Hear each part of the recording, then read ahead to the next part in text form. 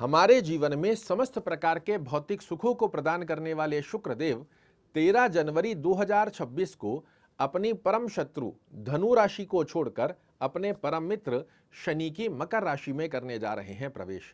और शुक्र देव का ये राशि परिवर्तन, यदि आप एक कन्या राशि के जातक हैं तो इसे ध्यान रखिएगा।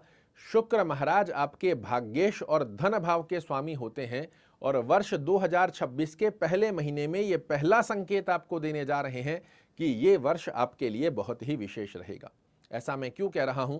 क्योंकि जब भी नया वर्ष प्रारंभ हो उसके पहले महीने में जिन जिन ग्रहों का राशि परिवर्तन आपके किस भाव में हो रहा है, ये पूर्ण वर्ष का संकेत आपके लिए बना कर देते हैं। और कन्या राशि वाले जातकों के लिए आपके भाग्येश और धन भाव के स्वामी पंचम भाव से अपना पहला राशि परिवर्तन करने जा रहे हैं।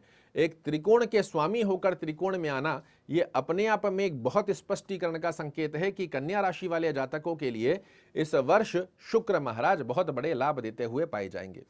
क्या क्या बड़े परिवर्तन देखने को मिलेंगे? तो आपके पंचम भाव में शुक्र महाराज का प्रवेश हो रहा है।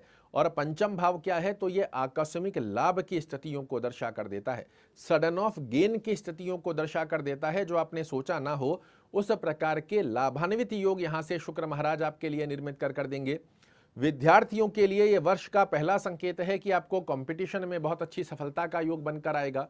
विद्या में चाहे आप हायर एजुकेशन को प्राप्त कर रहे हैं, इसका बड़ा अच्छा योग बनता है।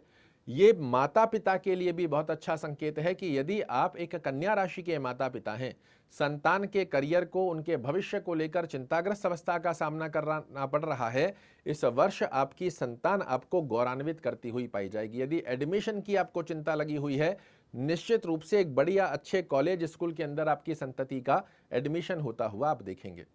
पेट से संबंधित किसी प्रकार की समस्या देखने को मिल रही है, वो समाप्त होगी। आप अपनी बुद्धिमता और चातुर्यमता की दक्षता के दम पर इस वर्ष कुछ नया कर गुजरें, इसका बहुत श्रेष्ठ कारक योग यहां से शुक्र महाराज आपके लिए निर्मित कर दे रहे हैं। रिलेशनशिप में भी यदि आप बने हुए हैं तो भी ये राशि परिवर्तन आपके लिए बेहद खास रहने वाला है। इनकी सप्तम दृष्टि कहां जा रही है? आपके एकादश भाव पर। और ये क्या संकेत दे रहा है? तो वर्ष 2026 के पहले महीने का पहला राशि परिवर्तन आपके भाग्येश का आपके डिजायर्स के स्थान को देख रहा है। ये स्पष्टीकरण में संकेत होता है कि 2026 आपकी डिजायर्स को पूर्ण करने के लिए आपके जीवन में प्रवेश करने जा रहा है। 2026 में आप देखिएगा, शुक्र आशीर्वाद से आपके मनोरथ, आपकी डिजायर्स जो हैं वो एक बार नहीं कई बार पूर्ण होने वाली है। आपकी बड़े भाई बहनों से संबंधों की स्थिति में मधुरता का योग देखने को मिलेगा। एक से अधिक आय के आयाम प्राप्त करने के लिए शुक्र महाराज आपके लिए अच्छे अच्छे अवसर प्रदान करते हुए पाए जाएंगे। और आपका खुद का थॉट प्रोसेस भी उस पर वर्क करने वाला है कि सेकंड अर्निंग सोर्सेज मैं कैसे अपने जीवन में ऐड कर लूं। ये 13 तारीख के पश्चात आपके पास विचारणीय स्थिति में भी आएगा और इस पर आप कार्य भी करोगे। सेकंड अर्निंग सोर्सेज 2026 में आपके लिए जनरेट होता हुआ भी दिखाई देगा। छोटी बीमारियों का यदि सामना करना पड़ रहा है वो भी समाप्त होगा।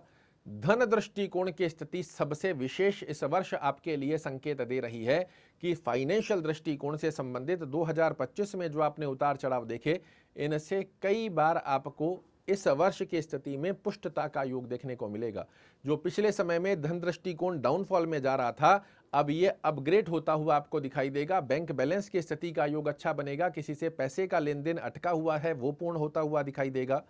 कुटुंब परिवार का सहयोग, यश, मान और प्रतिष्ठा की स्थिति को निर्मित करना।